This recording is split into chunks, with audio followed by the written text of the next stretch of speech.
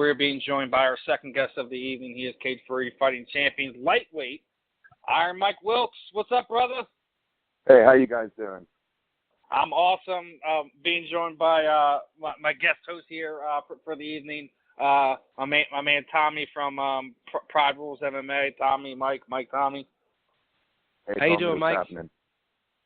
All right, but Mike, man, it's been a while. We've been trying to get you on for a little bit here. We finally got some things situated. We got you on here. I know you're coming off a tough loss to Pope for the title. You know, you're slated to take off Richie Patishnock here at CFFC 66. How excited are you to get back in there and kind of get the taste of that last fight out of your mouth? I'm really excited. I really like competing. Always have a great time whenever we get to compete out at the Borgata. You know, it's a fun place to fight. And it makes for a nice week. Yeah, it's gonna be a fun one. It's definitely going to be a fun one. Definitely looking forward to that coming fights, man. It's we were just talking to Sean there. You're going to be on the card. Jonathan's going to be on the card too, right? Yeah, Jonathan, he's the main event. Yeah. Good to see Jonathan getting the itch. Good to see Jonathan got the itch again and getting back in there. I know. Right after he got released and had the baby and all, he didn't really wasn't really feeling MMA at the time. Now it looks like he's got the itch again and wanting to get back in there. Yeah, I think being a part of a lot of those guys' camps recently, like Cowboys, and them refired him up. How do you not get fired up being in Cowboys camp? Seriously.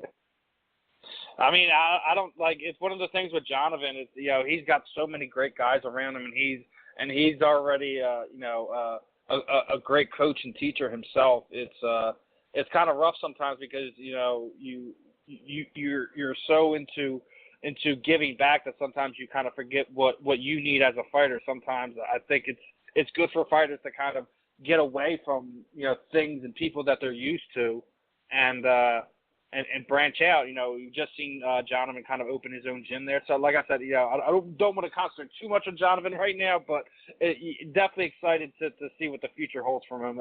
Didn't want to see him walk away the way he did. Oh, yeah, for sure. But as far as you go, brother, man, rough loss, to Pope, fell short for the title. What do you take from that fight? I always like to think that fighters, that it's one thing that sometimes it's not always one thing that they want to improve from that prior fight that didn't kind of go their way. After, sitting in the back after that fight, what was going through your mind that that's something you could have done differently, or was he just flat out the better guy that night?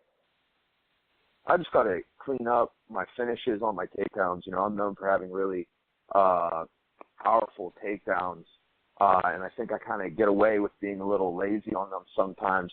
And to be honest, he just made a great adjustment during my takedown, got to my neck, and he had a really incredible squeeze. Unique. He's very strong, and I was unable to escape that guillotine.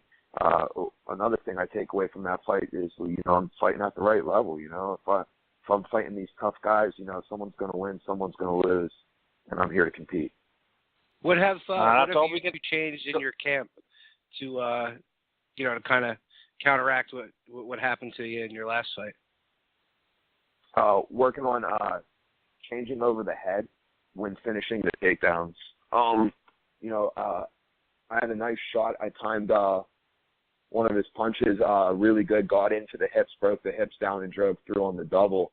And I left my head on the side whenever we landed. And he made the adjustment. He caught the neck, and he adjusted his hips to have the proper angle to finish the guillotine, which could have been prevented if, I made the right reactions on the way down. Like they say, every move has a counter and every counter has a counter. It's about timing and who's getting there first, and he was the one who timed his technique right that night. It's just one of those things that happen. I mean, you look at Weidman against Romero, where his head went in on the wrong side, and he ended up eating a knee. It's just one of those, just like you said, it's one of those timing things. You know what I mean? That's not like, it's not something that can't be fixed. So, I'm sure you worked your ass off on fixing that and won't have that problem again. Yeah, exactly. Some people were saying, that I was looking real good prior to that, and were saying I got caught in the submission, and I don't believe that. I believe that he earned that submission. He made the right adjustments at the right time.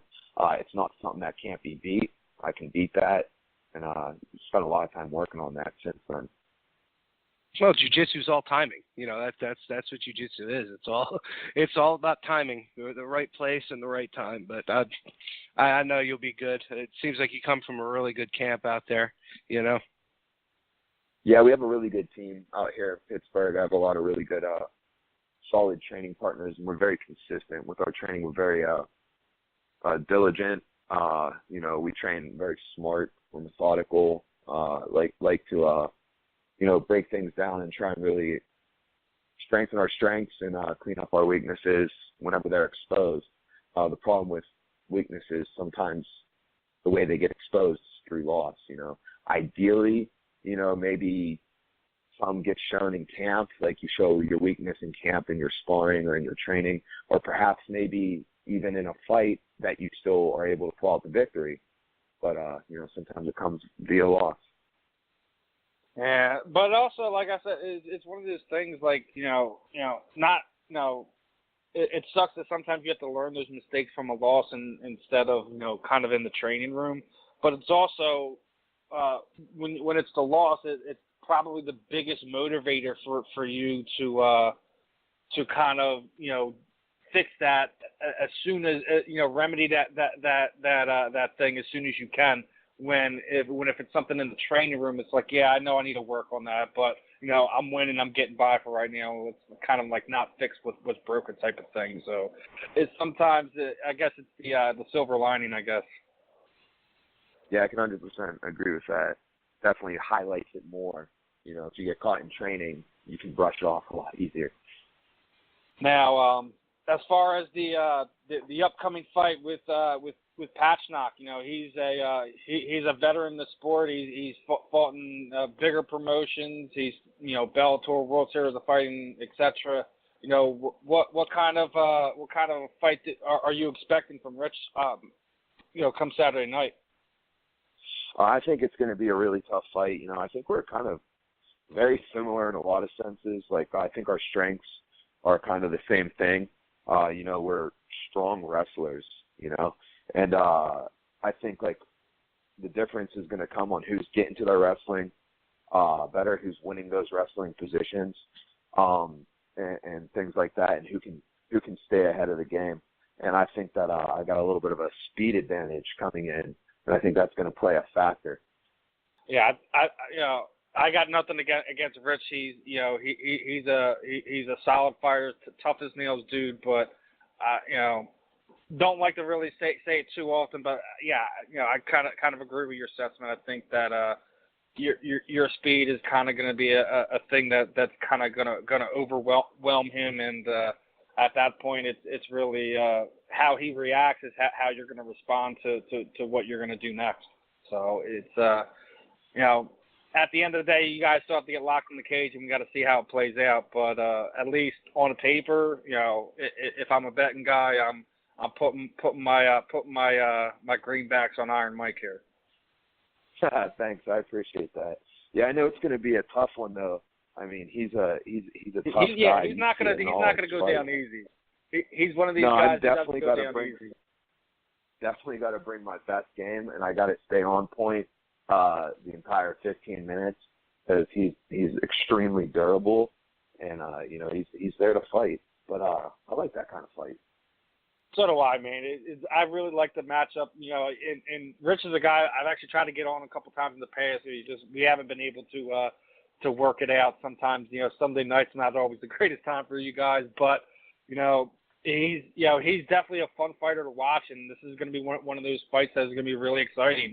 He brings more than just veteran savvy to that cage. And like I said, I was excited for Sean's fight. I'm excited for your fight.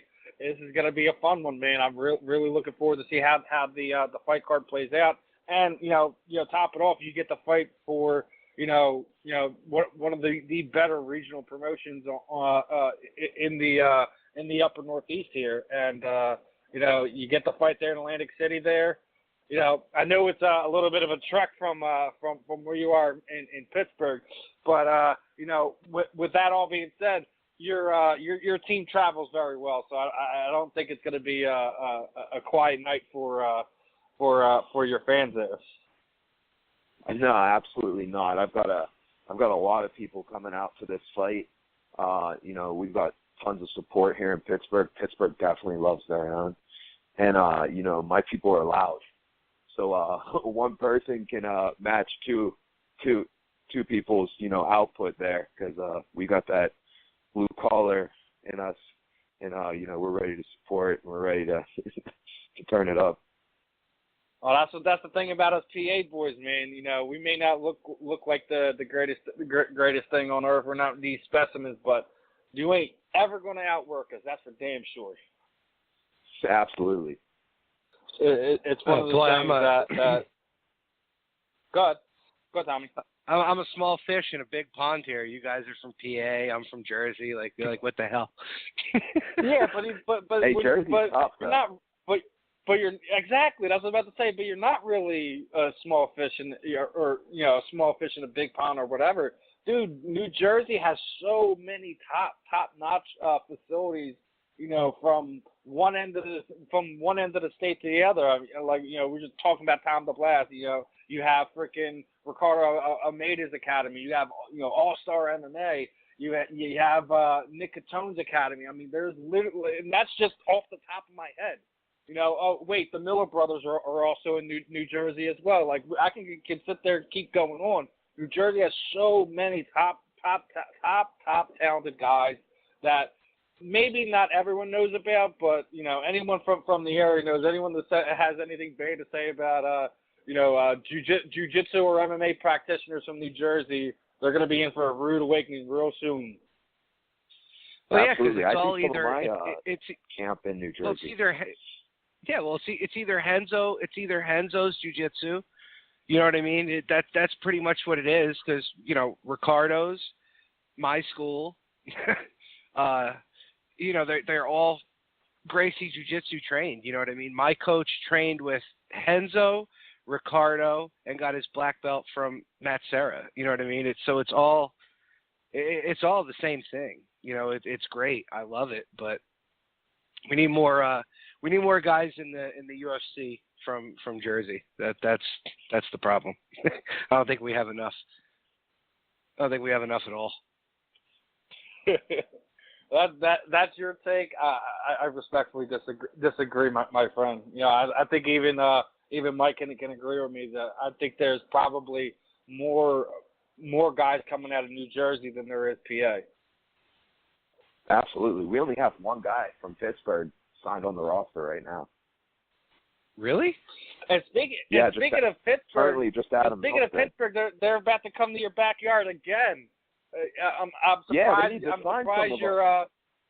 I'm surprised your fans haven't started bombarding my social media with let's get Iron Mike on the UFC card like they did last time. Oh, it's coming. Wait till Sunday morning. Well, you know what? Now with the Contender, I mean, it probably would give you guys more of a chance to actually have the opportunity to go out there, if you don't want to be on a reality show and stuff like that, which I think with this Contender, they might be slowly doing away with the Ultimate Fighter. You know what I mean? Yeah. Because this is something that they could bring every week and different guys every week. So, with a big win in your next event, you might be knocking on the Contender's door. That'd be nice. I'd love to do that. One of my training partners is fighting on the Contender Series coming up in a couple weeks. Oh, nice. Have you watched it? Yeah, I watched the first 2 weeks, the episodes. I didn't watch the most recent week because I got home late from training that night, so I just haven't had a chance. The one with O'Malley. That was week 2, yeah. O'Malley, yes. Spawn, was it Tano Lee? All 3 of them should have got contracts. And actually, there was another one. There's another one that probably should have got one too. That night, Dana should have handed out like 4 contracts, and it was like, well, I know, we just had Sidney Outlaw on there. That wasn't the performance he wanted, but he was also fighting at welterweight when the guy's really truly a lightweight. So, went in there, got the win, but didn't get wasn't the performance he wanted. And he's a young kid. He's tough. In so many ways.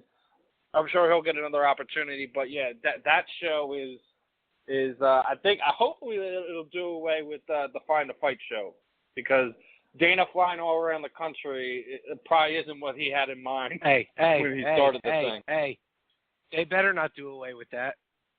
Who doesn't love watching Matt Serra on TV? Are you kidding me?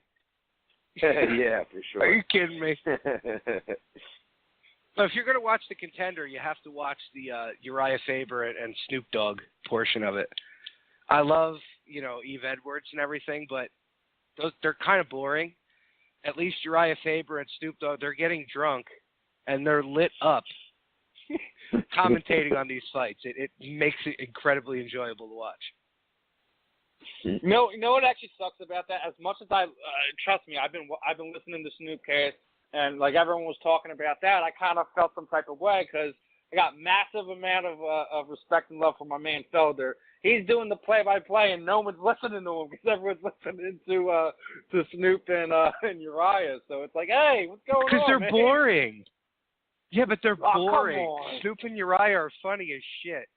Come on, they're funny as hell. You have one guy who knows really nothing about mixed martial arts. He's just funny. You can't go wrong with that. You can't go wrong with that. It's hilarious. I get it, but I'm still going to show my love for Felder, and I'm sure Mike is with me on this one. If it was about supporting Snoop or Paul, we're going to support Paul over Snoop. No disrespect to Snoop in any way, shape, or form. His stuff is funny. Don't get me wrong, but I don't think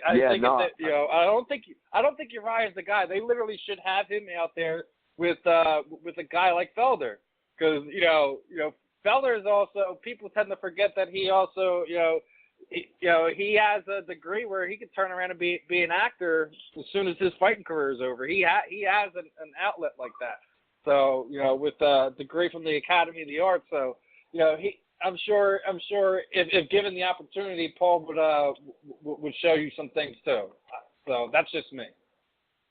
Yeah, I think Paul's going to fall into an analyst role, like whenever he's like closer to the end of his career. He's been announcing, doing the play-by-play or cage fight announcing for Cage Fury, and I listened to it was 2 days after his fight in Scotland, he was back doing the Contenders one. He did week 2. I listened to him on that one.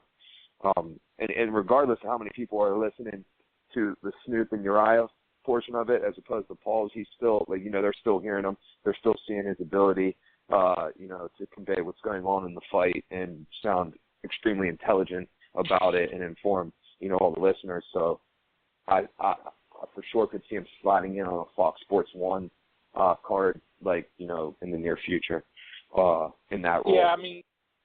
Yeah, I mean, anything's better than the Todd Grisham guy when he's butchering Sakurab's name to the point where, fans were destroying him on social media. Yeah. So, I mean, it's one of the things that I think that some fighters who have the technical knowledge that they definitely should fall into stuff like that. Paul's probably going to be one of those guys. He's definitely not going to have to worry about that. Hell, the UFC might even be fighting over him too, because he's already done a whole bunch of stuff for Fox News here in Philly too. So the UFC might have some competition when it comes to that. You never know. So, but yeah, man, it's the Dana White's Contender show is looking really good so far.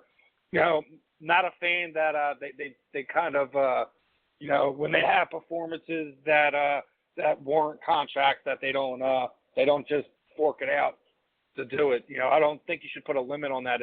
If every guy who gets a win is somebody who, one, you have a need for in that weight class, and two, that they delivers that point, why not give them a contract?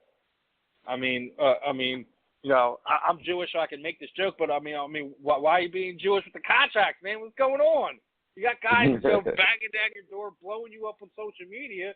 I was one of these guys. Like you really have to feel for some of these guys who put everything that they do into it, and just one guy is maybe a little bit more flashy or has a better look or something, and he winds up getting an opportunity over somebody. It's something that's really concerning about how the sport's developing in that way. Well, see, the hard part with that is, like, if those fights go to a decision and maybe it's even, like, on both sides, who do you really, you know what I mean? It's I don't think we're talking about the decisions. I'm talking about the ones where you get a stoppage. Like, me and Sean were just talking about Zoo's fight. Zoo went in there against a top heavyweight from the area. Maybe didn't start off really, really strong or really fast, but the guy was, the guy's a champion in another promotion. You don't want to just kind of, throw caution to the wind and get yourself caught. But when Zhu found his range, his rhythm, and his group, he puts the guy away emphatically. Spawn, he winds up,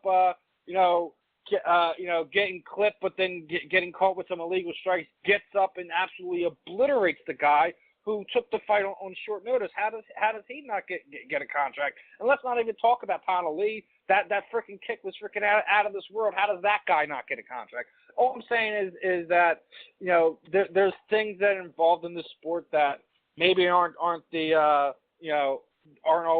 played out to help the fighters necessarily.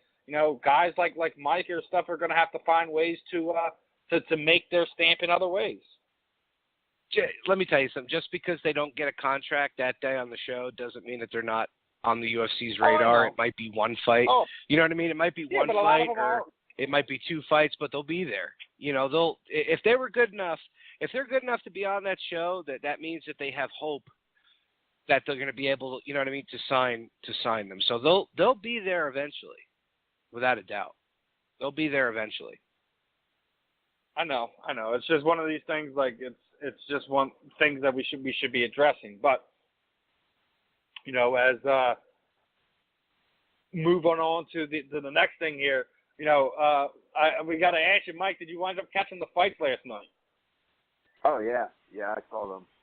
What was the one that kind of that piqued your interest, and what was the one that surprised you? Well, the fight I was looking forward to the most was the Jones Cormier fight. It was kind of a bummer for me. I was really rooting for Cormier, and I thought he looked great in the first two rounds. I said the same thing. I thought he won the first two rounds. Yeah, I saw online today they posted like the scorecards, and one judge had him lose in the first two rounds, and the other two had him lose in the first round but win in the second. So I don't know, maybe it was a little bit of my bias because I was rooting for him that I thought he won both rounds, but I definitely thought he won the first two rounds. And, I was rooting for him, so that was kind of upsetting to me. I was impressed with Tanya, hanging in there with Cyborg for as long as she did, being a 135er and Cyborg being amazing. So, and I thought the Lawler Cerrone fight was a great fight, and I thought it was a razor thin decision there, and I'm glad I wasn't a judge in that. I think Cowboy got screwed. I do. I think he did enough to win. He let his foot off the gas. He let his foot off the gas in that third round, and that's what cost him. Yeah, it was a tough one to make the call. You see in the second round, he outstruck him like 30-3, which was but the other rounds were obviously much more competitive. But he did have that takedown and some good time on top in the first as well. I think that's what it was. It was that first round when he he came out guns blazing. I think that kind of set the tone for the judges. But Yeah, I know you said I it's agree. razor thin, but I think Cowboy did enough to win. But he didn't seem too upset with the decision, so maybe he was kind of thinking the same thing. But I'm a Cowboy fan. I love Robbie, but how are you not a fan of Cowboy? I think he might have got screwed a little on that one. I wouldn't mind seeing a rematch between those two. Oh yeah, that was a great fight. Who wouldn't want to see a couple more rounds of that fight? I was shocked that was the second fight on the card, to be honest with you. I was Well, I actually guess one of those the things. three were title fights, so it'd probably be hard to When have they it were putting this thing behind a together, title was fight. one of the things I was hoping that Dana would have stuck to his word, that he wasn't going to put John in the main event and made Robbie Lawler and Donald Cerrone the main event just so we could see 5 rounds of that. Would have been amazing. Yeah, because that would have been. I think if it went 2 more rounds, it would have been like the Rory McDonald Robbie Lawler fight, because those two seemed like they had a lot more left in them, to give. I mean, it was a great fight to begin with, but I would have liked to see 2 more rounds. I'm a sadist, so I'm not the one who's in there, so of course I want to see more. But I would love to see them go at it again for sure. Yeah, definitely. But as we're getting ready to end this interview and get ready to call our final guest of the evening, Mike, what we typically do with all our guests is kind of throw the proverbial microphone over to you. Anyone you would like to thank, training partners, teammates, shoot out your social media sites, any websites, charities you're working with, any sponsors you might have, anything like that. The time is yours, my friend. All right, right on. Appreciate it. Yeah, I want to thank my gym, Stout Training Pittsburgh, Team Henzo Gracie, my coaches, all my training partners there. I got a shout out to my sponsors. I got some really great sponsors for this fight. It was actually the first fight that I brought sponsorship on because, I think I'm more of a commodity to companies now that I have a little bit of a bigger name. And, so I want to thank Foss Auto Group. I got a really nice 2016 Nissan Altima from out there. Really enjoying that one. I want to thank Applebee's, Ronin Advertising, That's a Wrap Cafe, best pepperoni rolls in the world. Also want to thank my fiance, Katie Jones, who's listening to this interview in the next room. And she was also sharing it all over social media, so I got to give her props out for that. Good looking out. Yeah, she pushes hard. She pushes hard for sure. All right, guys. It's good to have somebody in your corner that's like that, for real, Mike. Because sometimes you get the significant other that they care about it, but they don't go the extra mile. Like some of these wives in MMA you see, they'll if somebody's going on social media bashing their husband before the fighter gets a chance to turn. You got wifey up there, getting ready to throw in. So, it's good to have someone like that in your corner, man, for real. Oh, yeah, I'm extremely appreciative of it. She does my meal prep. I don't get home from training till like 10, and she has to get up for work at 5:30 in the morning, but she has like a dinner ready for me when I get home. So, I'm extremely appreciative of it. She's been with me on this journey. She's been to every single one of my fights except for one. So, pretty good run we're having here, and we're looking for a lot more. Well, Mike, as I say to all our guests, really wish you the best of skills Saturday night. Hopefully you and Patishnock can get out of there injury free, but hopefully you get the result you're looking for at the end of the day. Really appreciate your time coming on here tonight. Other than that, man, enjoy the rest of your evening. Hopefully everything goes smooth this week, and you have a good one, man. We'll have you back on here again in the future, for real. Hey, looking forward to it. Thanks a lot. Appreciate you. Good luck, bro. All right, Mike.